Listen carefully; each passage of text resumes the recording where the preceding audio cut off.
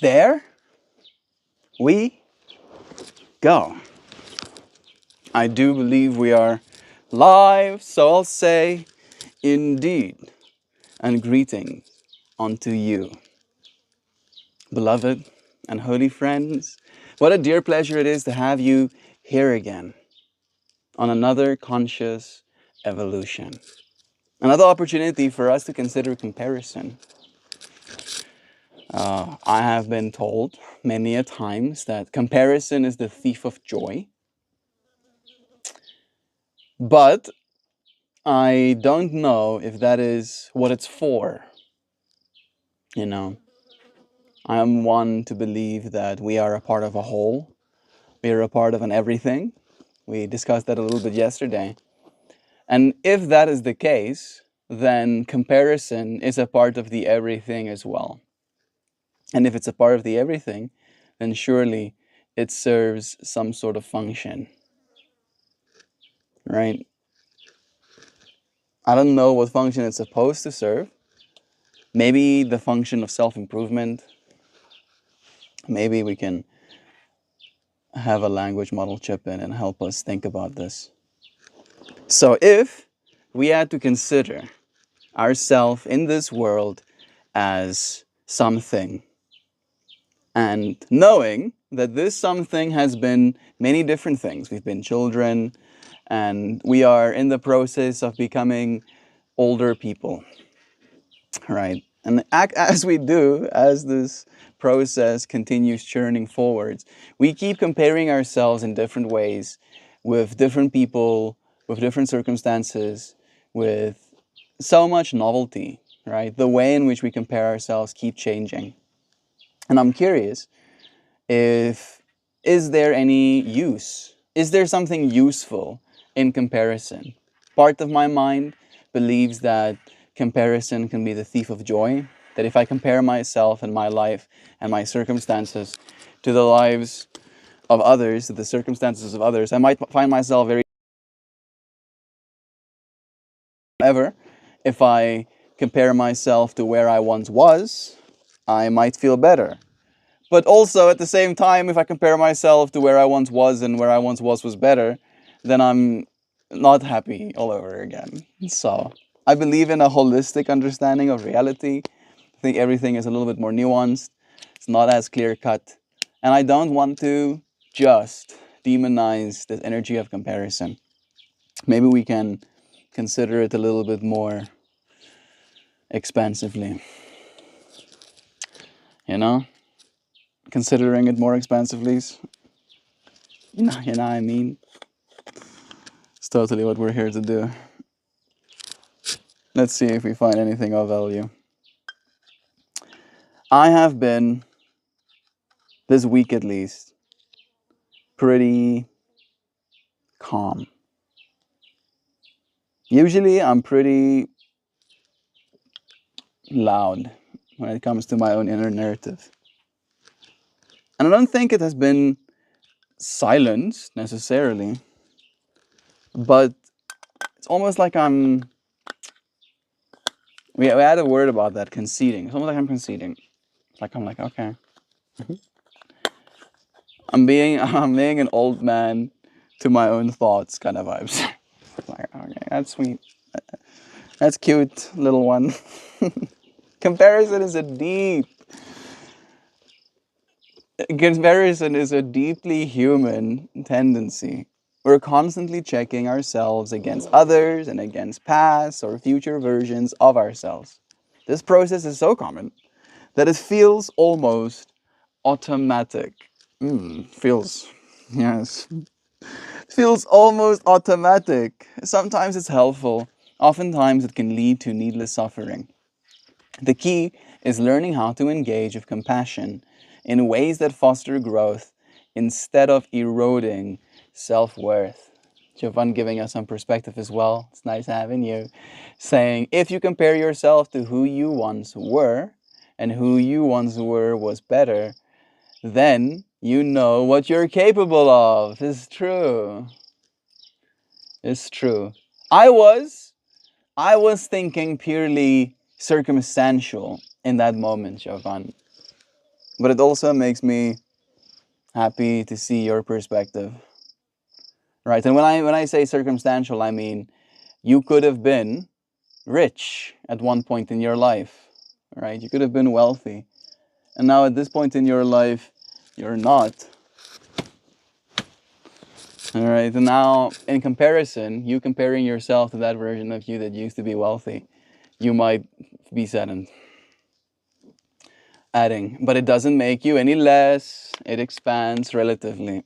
Yeah, in that way, a person that once was rich and is now poor has been more than the person who has just been rich or the person who has just been poor. Right? Does that make sense? You hear what I'm saying? Literally, they have been more. They've been more things. They've had more experiences. They've been given more perspective on life and how they can be in this life. Extreme poverty is a real thing in my country, right? It's the norm. It's the norm in my country. Only a very small group of people, right? Politicians and business owners essentially get to live a life of luxury in this country, right? Whatever you compare luxury to be, you know what I mean? So in that way, the norm is poverty.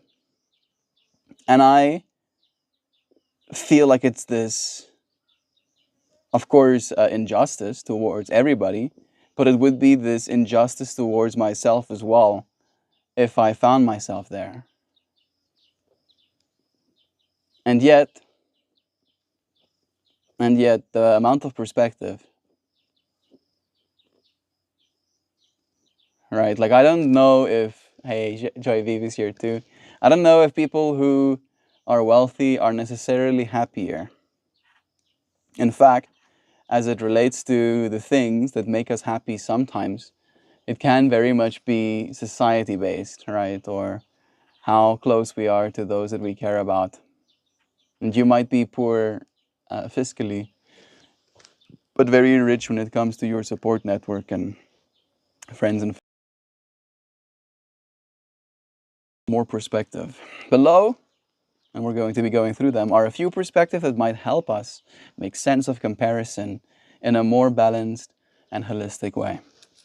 First and foremost, we should understand our social wiring.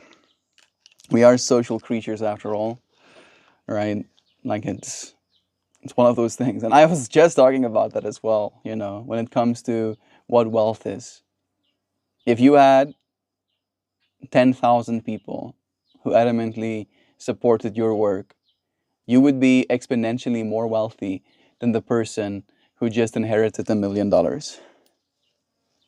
right?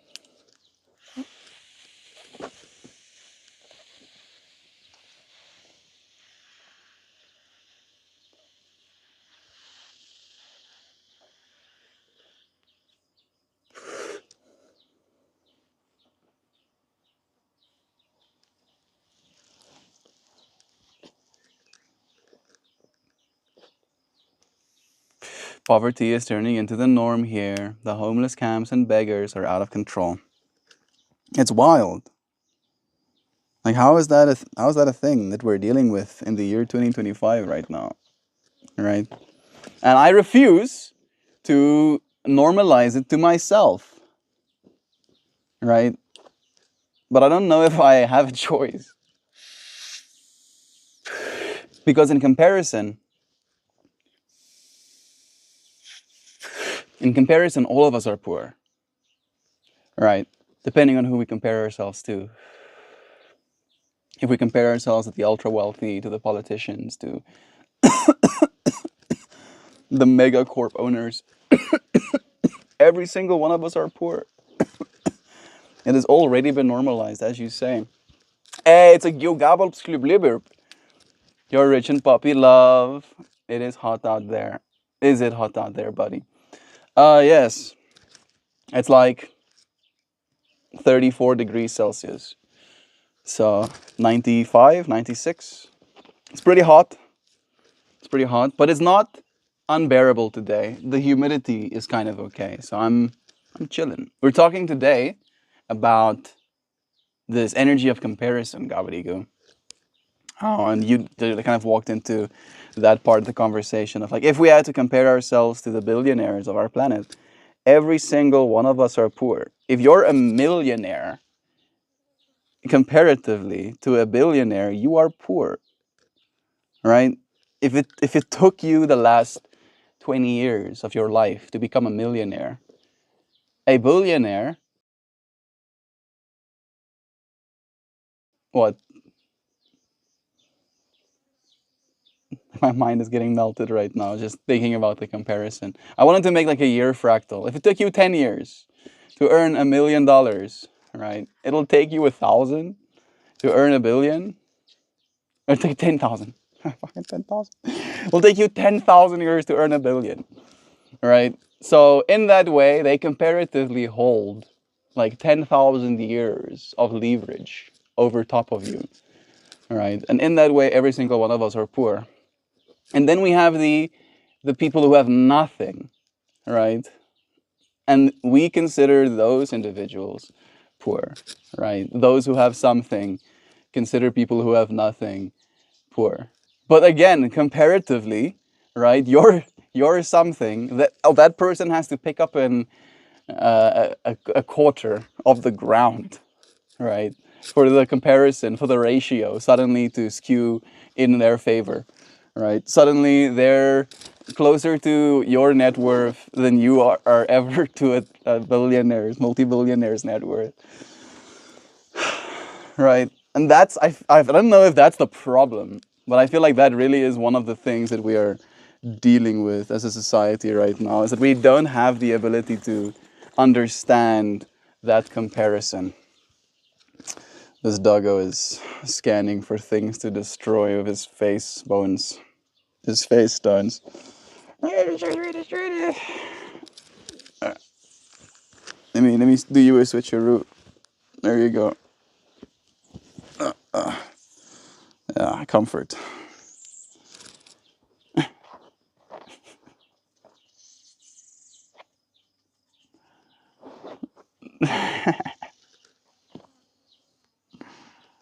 Ah, yes. Comfort plus. All right, we're gonna go back down this rabbit hole. First and foremost, us being social creatures, right? We're social creatures, but the system of money we have right now is so far separated from our socialness, right? On one level, it's very integrated with our socialness, because if the being of social is only accessible to me if I have $5,000 to pay for the entry ticket or for the flight there, or it's $1,000 a night to sleep in the same area that my friends are sleeping while we are socializing, right? In that way, it definitely is integrated. But ultimately, when it comes to the actual having of money, right, a conversation can be had about portfolios or investment strategy, but ultimately, the actual money thing is very devoid of the conversation, right? And we can say this in another way from the perspective. Thank you for the membership, Jovan. Jovan is gifting memberships. I have to open chat right now and praise her, sing her praises. Love is true, probably from the before 4 times. I wouldn't be surprised.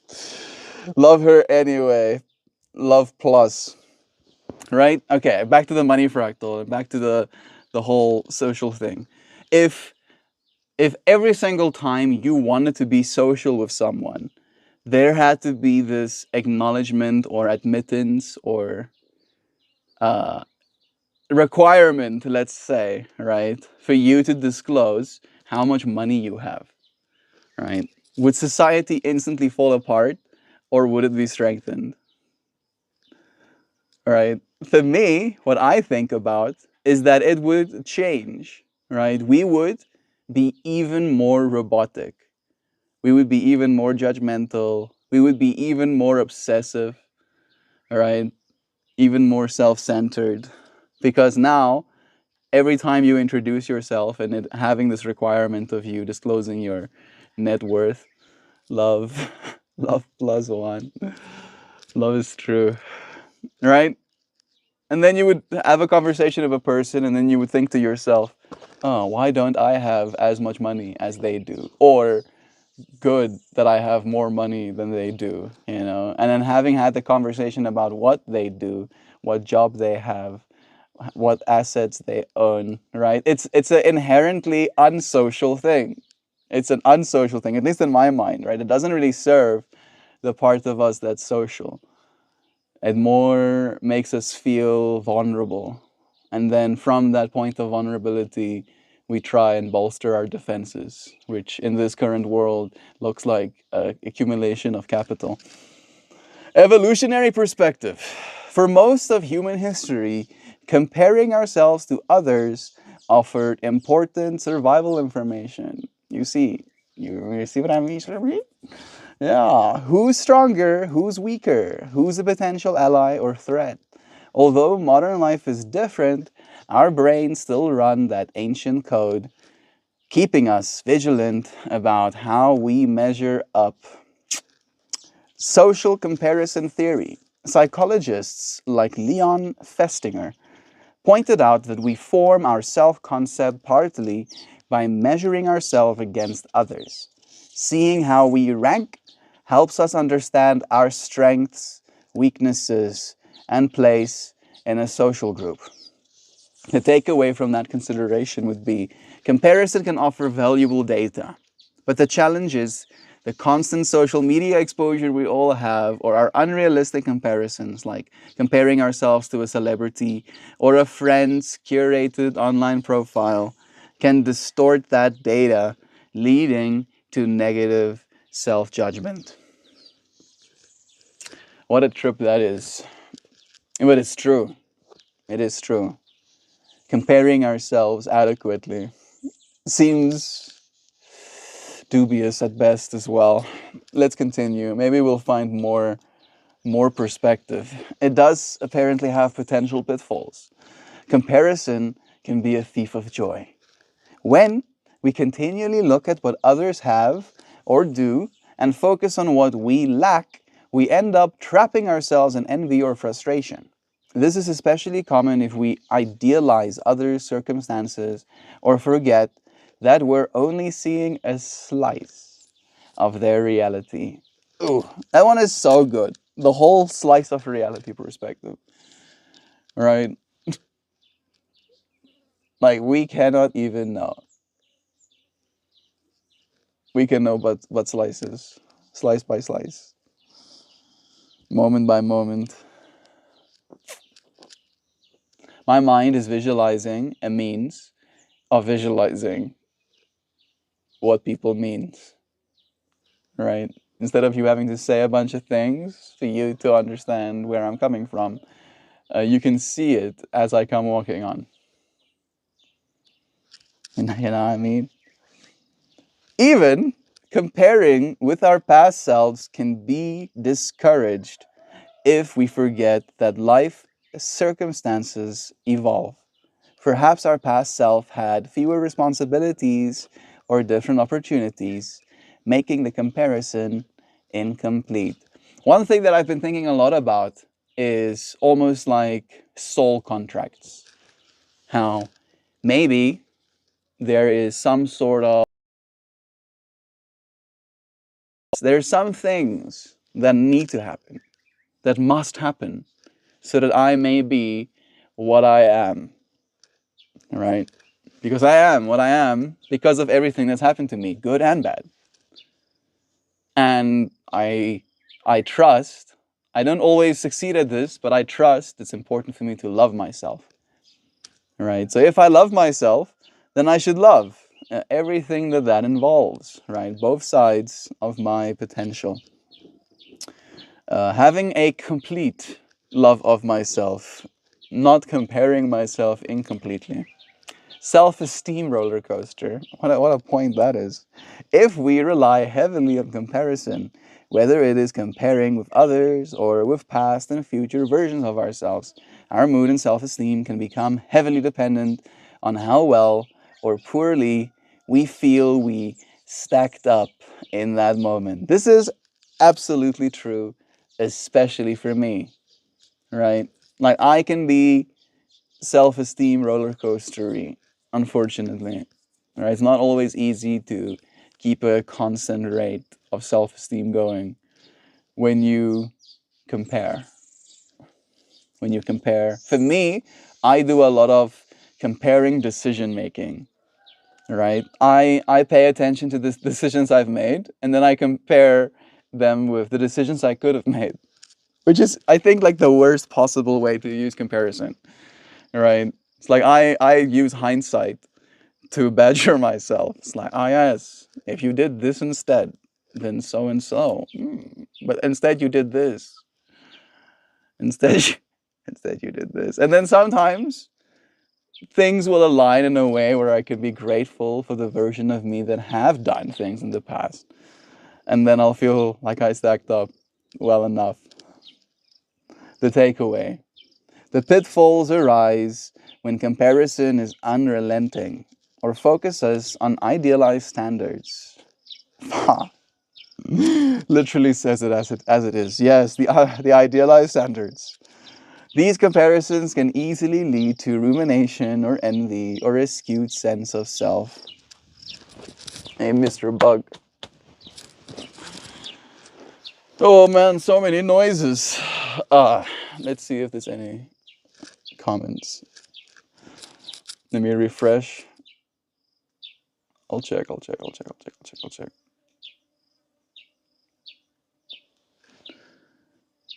Yeah, I got all of them. Good. The third point, the value. All right, we talked about the pitfalls. We talked about the understanding of why it is we do it, right? Trying to gain information, data extraction. Now we can consider the value of thoughtful comparison. First and foremost, it can help for motivation and goal setting. That's the first thing that I thought it could help for as well.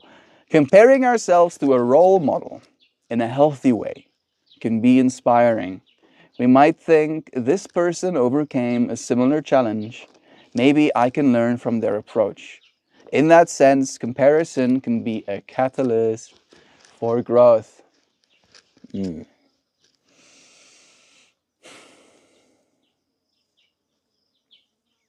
going to come back to that thought. Look how young I was. A definite comparison. Growing old often has negative connotations. But on the other side, youth is kind of a privilege in its own way, in the way that you're capable of much more when your healthy body bounces back faster. You're so right. So instead of comparing now to then, using it as a frame of reference, knowing the effort it takes to do the thing. I don't know if you meant for me to think about this, Joe, but my mind instantly thinks about the moral imperative we as a species have to stop aging, to reverse aging, right? To seize this thing we call death. Or take it by our own hands. I am motivated. My goals have been set. I thoughtfully compare all of humanity that has died. And I think about the humanity that doesn't want to. Yes. I love that my mind went there. Because you're so right, Joe. And if that's the case, imagine how much more that privilege will be appreciated if you know what you have. These interesting bugs walking on the tripod. Love is true. The motivation of thoughtful comparison. We talked about the looking up to someone in a healthy way. Then it can be a means of measuring progress. So first, comparing where we are now to where we were a year ago or 5 years ago can help us see how far we've come. That's true. At times, we may not realize we've made progress until we reflect on our past states of mind, habits, or skills. Even in our past, even if our past seems better, that awareness can remind us that life isn't a straight line of improvement. Sometimes we're up, sometimes we're down, but often those dips are where the deepest learning occurs. It's true. Those dips are where you find conviction, right? You find understanding, you find wisdom, measuring progress. And then the third point in the value that it creates. I don't know what to amend myself. Hey, I just joined and welcome. Welcome. It's nice having you here. We've been doing this for a while now. I don't know if you can see the title to this stream. Maybe you'll have to click like buttons. But if you do see it, you'll see there's like a number, 1,499. Tomorrow is going to be 1,500. Wow. Nice and round number. We basically show up every single day with the intention to consciously evolve. And you're like, what does that mean, Mel? Conscious evolution, to me, means most of the evolution that has occurred is almost behind us, right? Is a reflection, if you will. It's this form you see when you look in the mirror right now. And all of the evolution that will happen going forward for this form will have to happen consciously, right? You'll have to consciously evolve. You'll have to think about things. What you're doing, this is what I'm doing. I'm consciously evolving right now. I'm pushing myself. Today's perspective, the way in which we want to consciously evolve, is coming to a deeper understanding about the energy of comparison, the value it has in our lives, the reason we compare, the potential pitfalls thereof. And if we can compare better, then maybe our lives will be better as well, right? So we're trying to consciously evolve in that way.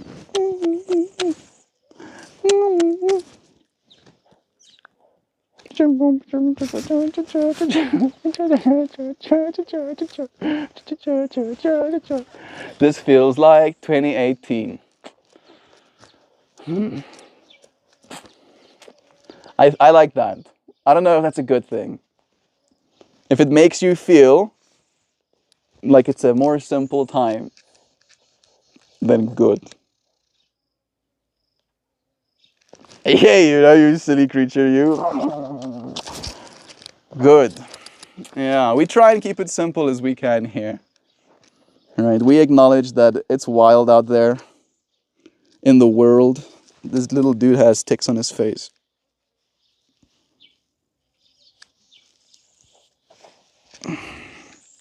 I'll have to get them with a tweezer or something. Cute puppy. Back in the day, we used to go out. Yeah, it's true. I don't know. Cute puppy. He's a sweetheart. It's true. I don't go out much either anymore. I think, again, that's why it's important for us to consciously evolve where we are. That's why we do these streams. That's why we show up for them. And then as we keep showing up, there will be more creatures to share this experience with. When we started, this creature did not exist. This creature did not exist on day 1,300 even. Right? Think about that. It's a brand spanking new creature, this one. So new. So brand and spanking. I think it might even be less days than that. Might be like in the 1,400s. Don't eat my stuff.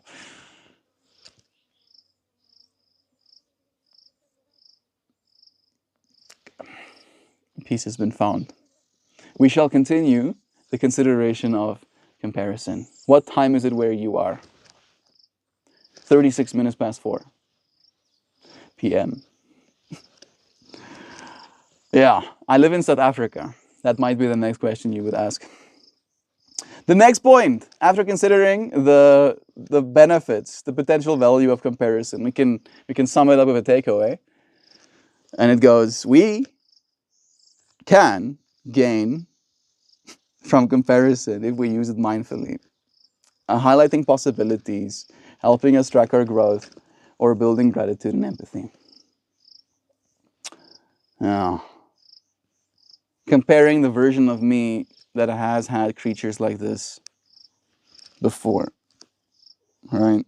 I did not ask for this doggo, all right? This doggo just kind of came. Hey, does that, no, no, don't eat my shit, don't eat my shit, no. He's so bored. He's so very bored, always. Right?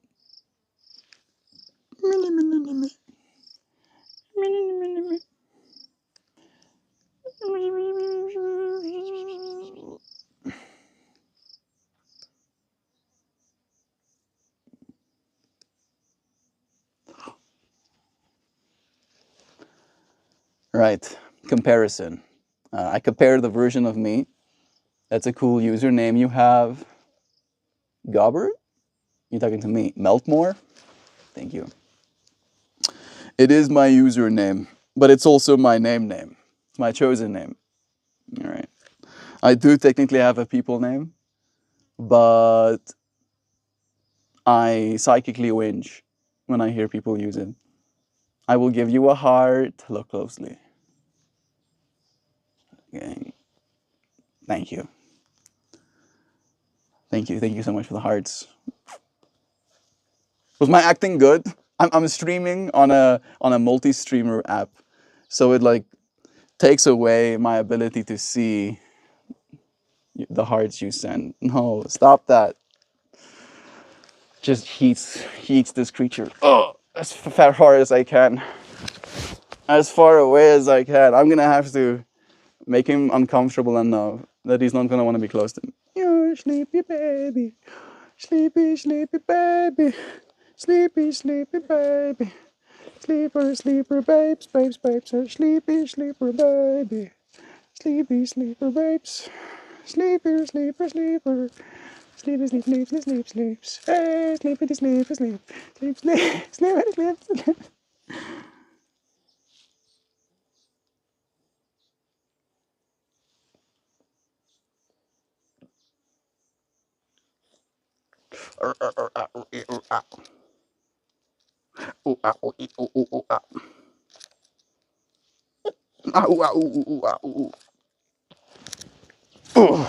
There you go. You've been freed from my grasp. Maybe I'll be able to continue considering. Looks closer again. The next point is a balanced approach to comparison. All right. Maybe there's a version of you that compares, having had puppy in stream, to the version of you that doesn't have puppy in stream. And if so, we can be balancedly recognizing that we've had both. Balance. Practice mindful comparison. Before comparing yourself to someone else or to a past version of you, pause and notice how it makes you feel.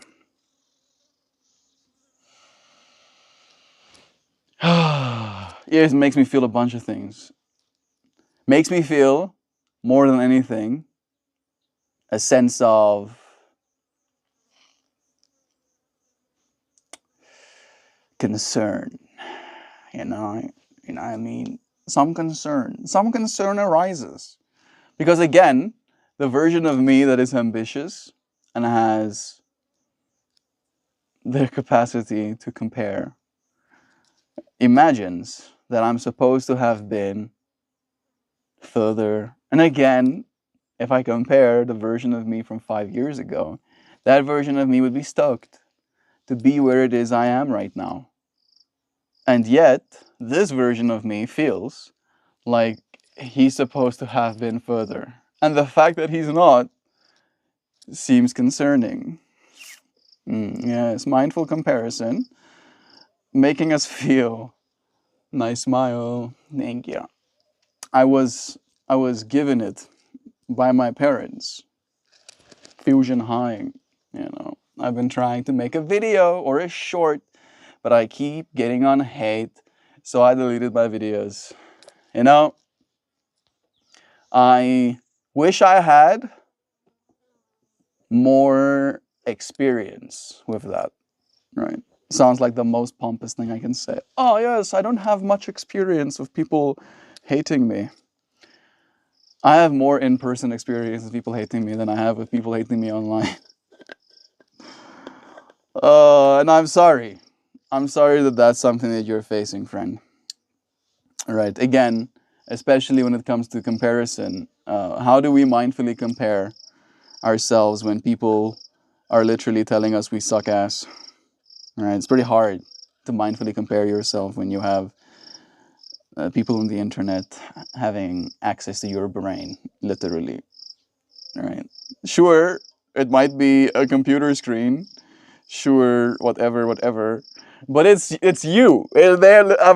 All of you have access to my actual brain, right? You can say something super skizzy, and it can ruin my day, right? You can push a button in my brain that makes me sad.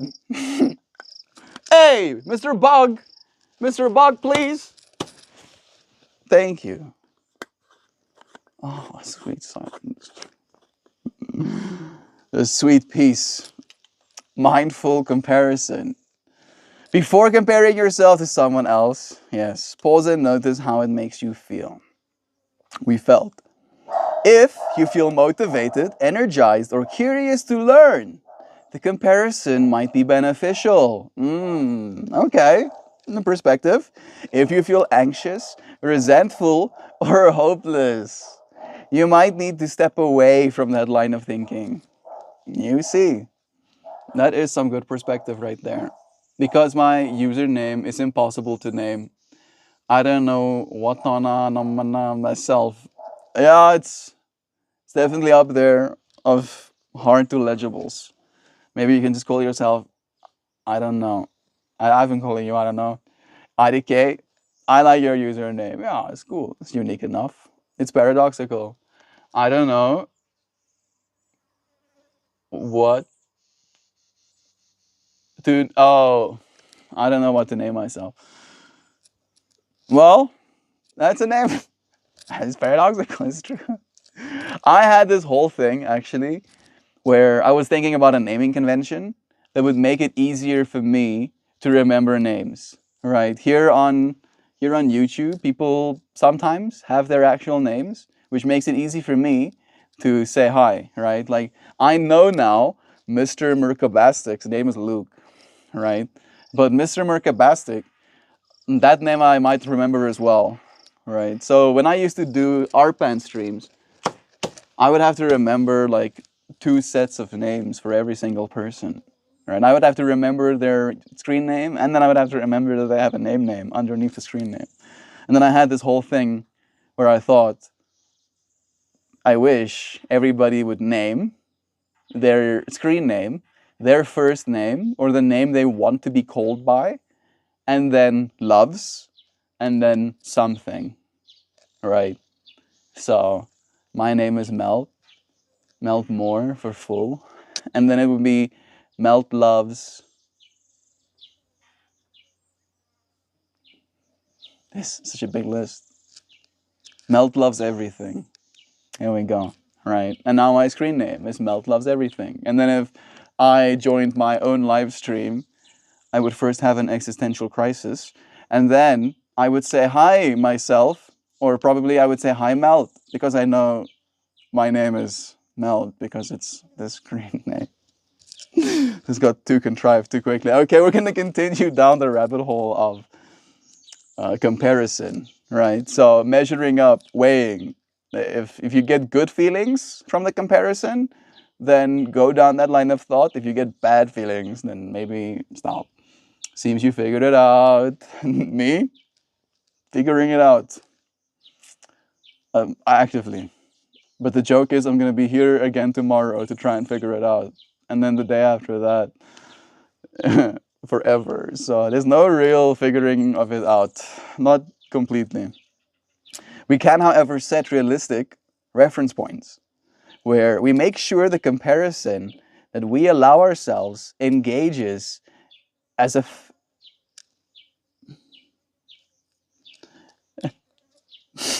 The comparison you engage in is fair and grounded. Comparisons like, if you're learning a new skill, compare your progress with your own earlier efforts, not with an expert who has trained for decades. Yeah, you see, like that would be reasonable. That would be reasonable. You start painting for the first time, right? And then you spit on the ground because your painting is not the Mona Lisa. It's like, that's not very grounded or fair, is it? Cultivating self-compassion.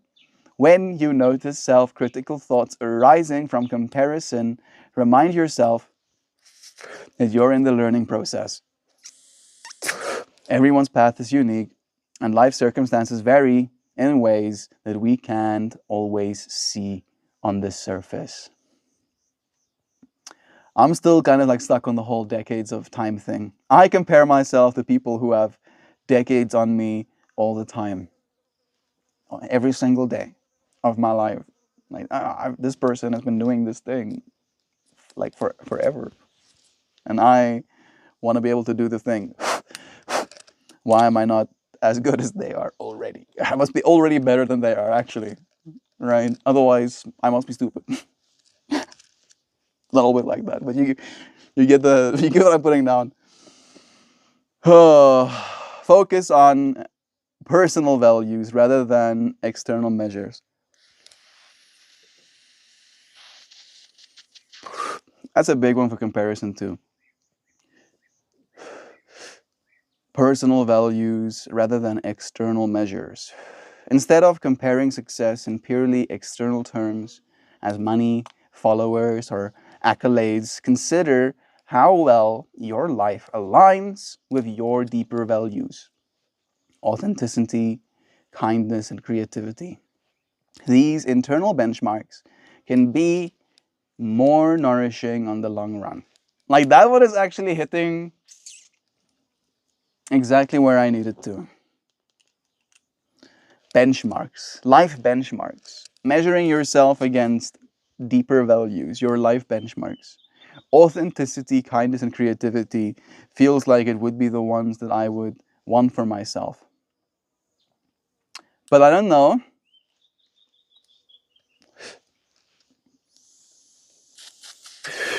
Especially the authentic part, if it's always the best possible thing for me, right? If I was allowed to just live my life authentically, right, thinking about the human experience as an authentic one, it would be us hunter and gathering, right? Basically living from the land. That would be the extent of our experience, I imagine. But the fact that other people can want things of me, right? I can give my value, my skills, my understanding, enables me to add value, right? But only by them needing it. And an authentic life might not need me to, right? I don't know if it's clear what I'm saying. Right? Maybe I'm trying to shimmy the word authentic too much into like one corner of my mind. I think that's definitely what's happening. The last few points to consider, the last one on this little list of having a balanced approach to comparison. Use comparison as a diagnostic tool, not as a final judgment. That's already interesting. Do you mind if I subscribe? I would love if you subscribed. Please do, right? Like, I still have few enough subscribers where every single person that subscribes, I notice. And every person that unsubscribes, I also notice. So please, and I look forward to seeing you again, friend. We are gonna do this forever. Surely not, you say. No, surely. I'm not stopping. Ever. The only thing that can stop me is myself. And I don't plan on that. Subscribe. Good. Yeah. Mr. Merkaba starts. One of us. Shh. Shh, Mr. Macabre, shh. Not yet. Not yet. We first have to win the subscriber. Ay, ay, ay, ay, ay, ay, ay, ay, ay, ay. Sorry. I am saving me doggers from little parasiticus. We have a final nuanced conclusion that goes, comparison isn't inherently bad or good. It's a tool. The question is, how are we using it? Is it fueling guilt, envy, or shame? Then it's a sign we might be comparing in an unhelpful way. If it's inspiring us to grow, reminding us of our strength, or helping us to realign with our own values, then comparison can be a positive force. Ultimately, a holistic understanding of comparison means acknowledging it has many facets. You don't need to demonize nor glorify it, but we can simply notice when it appears, check in with ourselves about what it's doing, and then choose how we want to engage with it. Over time, this mindful approach can transform comparison from the thief of joy into a quiet ally that nudges us towards deeper self-awareness, yes, and compassionate self-improvement. I feel like that's such a beautiful way to almost like conclude this consideration of comparison, right? That it should be used as a means to understand more about yourself. As soon as you find yourself comparing yourself to another person, it's supposed to be a lesson. It's like, interesting. Like, why like this? Why like so? Laughed out loud.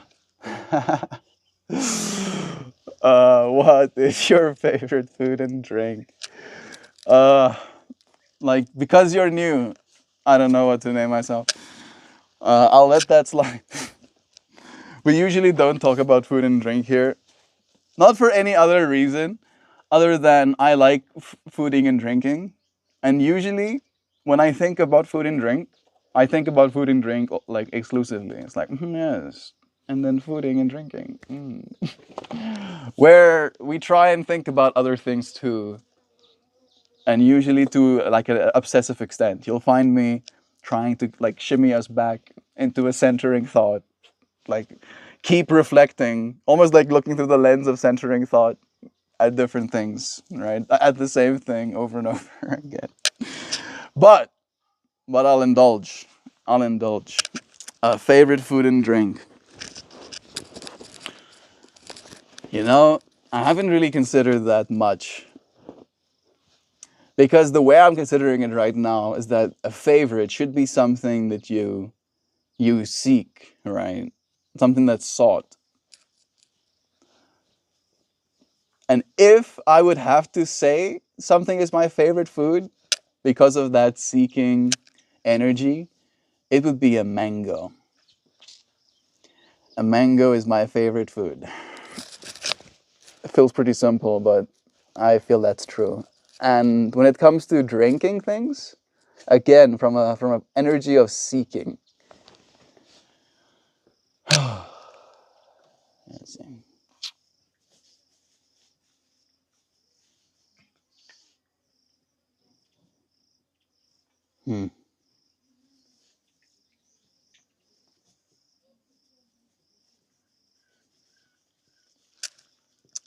Feels like a loaded question.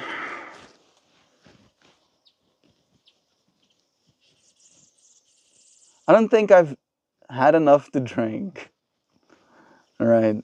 I don't drink alcohol, but I do believe that there are a plethora of other types of drinks in the world that would be enjoyable and novel to me. And I feel almost in the same way as with food, like there's not enough seeking that has happened in me for me to have a conclusion about what my favorite drink is, right? The one I drink the most is water. Drink coconut milk. Yeah, I haven't had much coconut milk in my life, but I feel it might be one of my favorites as well. How does one pick a favorite? I love that me and you were both like, Jeez. Can I have a favorite? Must I have a favorite? What about water? Yeah, water is the thing that I drink the most, right? So in that way, if I had to completely relate just to that energy of seeking it, it would be water, right? Again, I seek water the same way I seek mango, right? Like if I see water, I drink water. If I see mango, I want to eat mango. uh, I sure do hope mango is good for me. Might be very high in sugar. Man, come on. Come on. Maybe I'll be able to bioengineer mangoes so it's 100% protein. Still tastes like mango though. Super cursed. But I mean, why not? It's impossible. I don't like I don't like hearing that. What about water? Oh, the juicy mango. Excellent choice. Mine is what I eat most. What is that? You wanna let us know? Or tea, water, that's the best one. That's the one I keep thirsting for. Let's see. No matter what I do, no matter how much water I drink, I keep wanting more water. Yes. I think I'm addicted to it or something. Can't get enough of it. Yeah. Have yourself a tall glass of puppy cutedness.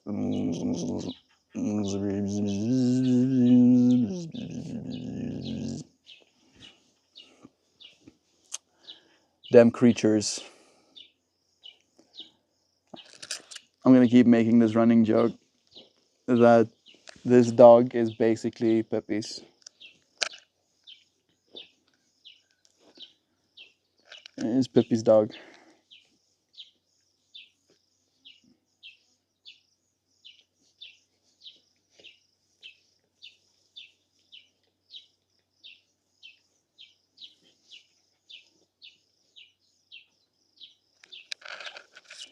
I'm happy she has a friend. Do you know what tang is? Tang. Uh, Immediately, I can't say that I do. Tang in my vocabulary is, like what you would call something particularly pungent. Ah, it has some tang. I've grown wary of tang. Wary, you say? Like taking a step back. Hey Google, what is tang?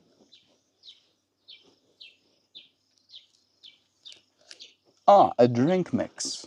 Tang is an American drink mix. Checks out why I don't know what it is. That was formulated by General Food Corporation food scientist William A. Michael. Suddenly that sounded so, like, both cool and extremely concerning, right? It's like, oh yes, this is an American drink mix formulated by chemist by food scientist William A. Michael and chemist William Bruce James in 1957 and was first marketed in powder form in 1959. Took them 2 years to figure out how to make this stuff a powder. What was that stuff? We synthesized a piece of rock, sir, in our bio machine, in our vat. Make it powder. Make it powder and then sell it to the Americans. Formulated. Why was there a drink mix brand that was formulated? I'm guessing there's still some sugar in it, but who knows what else is in there. Let's ask a language model. You can use search. We're talking about the American mixed drink called Tang. And upon researching a little bit of it, we found out it was created by chemists and food scientists. So I'm curious, what kind of chemistry and food science went into Tang? Let us know. Like maybe even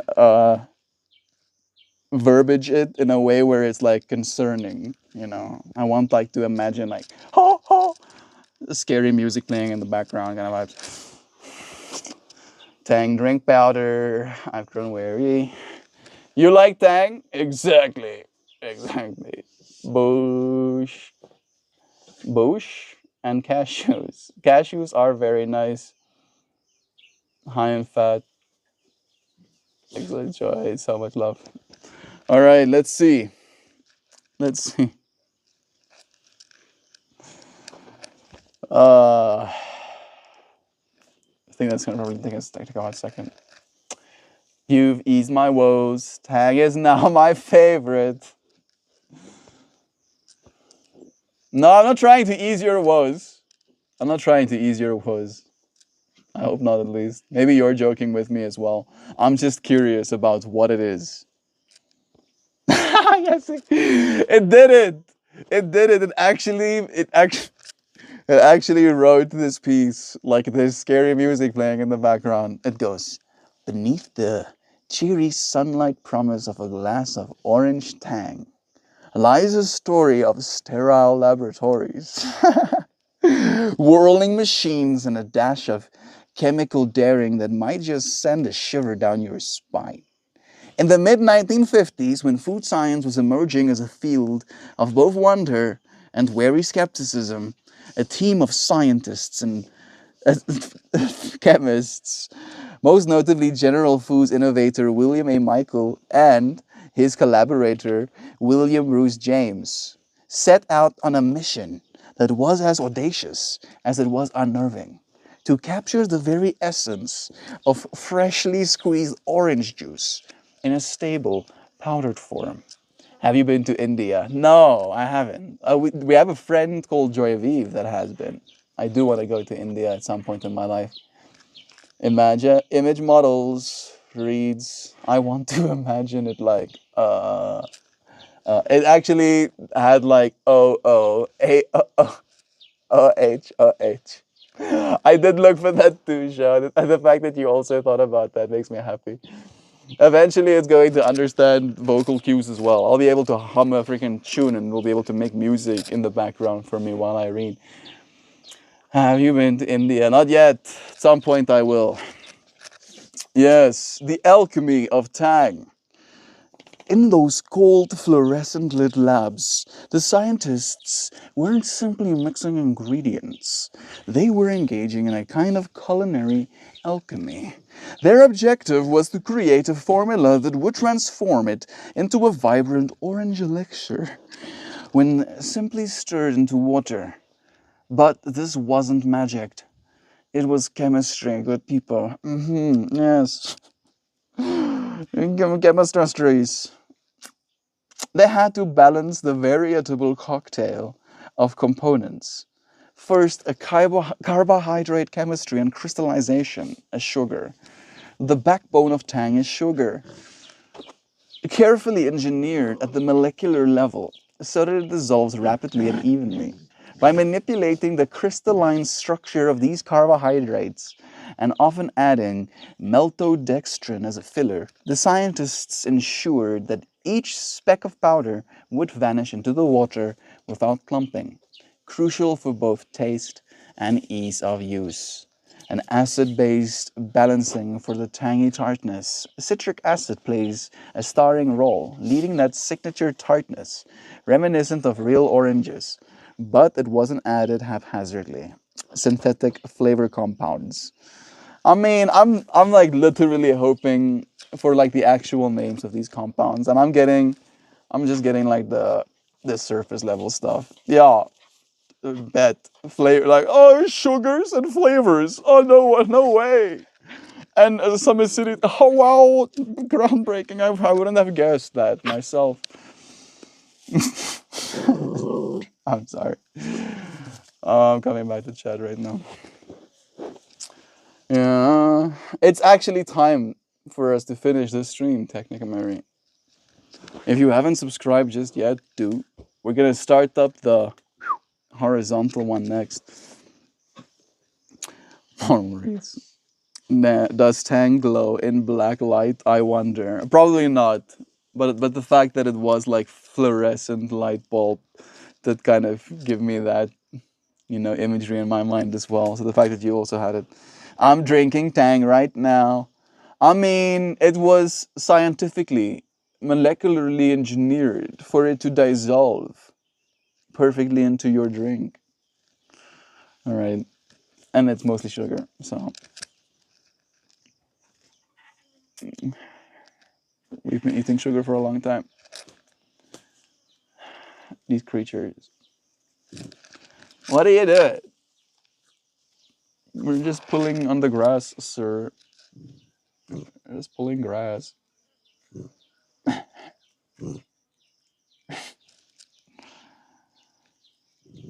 These creatures really do have some perspective on the world. Comparison, right? Yeah, like rich for comparison. I would lie if I said I didn't find myself sometimes jealous of how the word transient their experiences. They really do get to exist in a very different world than we.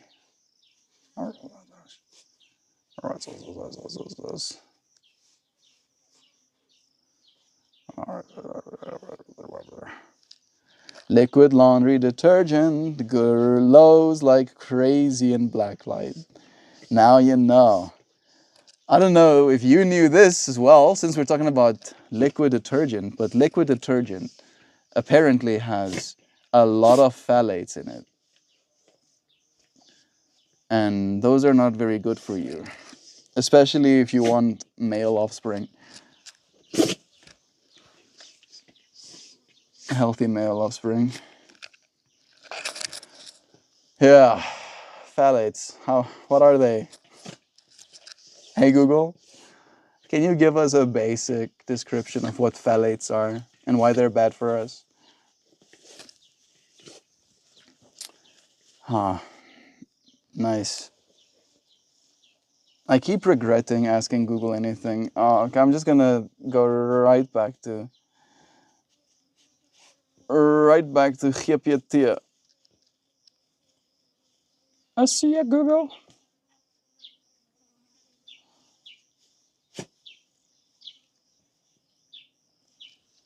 Phthalates.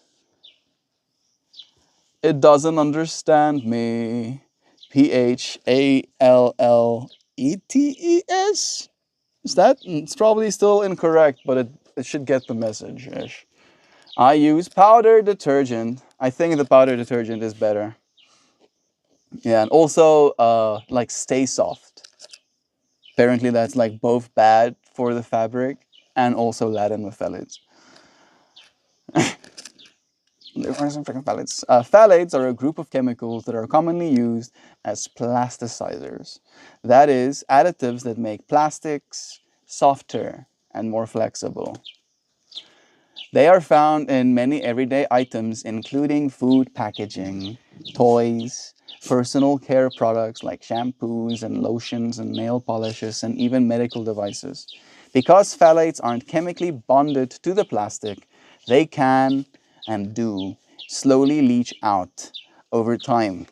This means that phthalates can migrate into food, water, or into the air, leading to widespread human exposure through ingestion, inhalation, or even skin contact.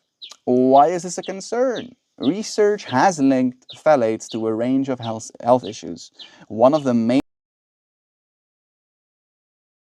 endocrine disruptors, which means they interfere with the body's hormonal system. Hormones play critical roles in growth, development, and reproduction.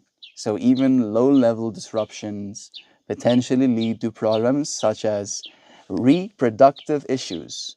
Studies have associated phthalate exposure with reduced sperm quality in men, altered reproduction development in boys, and early puberty in girls.